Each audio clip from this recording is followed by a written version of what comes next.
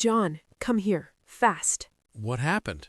There's a guest in the corridor. He's walking with his eyes closed. Is he okay? I don't know.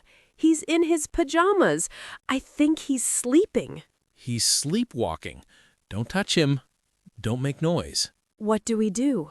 We need to guide him back to his room, slowly. His room is 214. It's close. Good. Walk next to him. Speak very softly. Sir, this way. Room 214. Come with me. Good.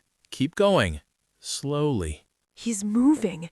He's going to the door. Perfect. Open the door carefully. Done. He's inside now. Great job, Mary. That was calm and professional. I was scared, but okay. What do we write in the report? Right. Guest returned to room safely. No assistance needed. Got it. John, do you think this happens a lot in hotels? More than you think. Now let's check the corridor again. Always something new here. That's why I like this job.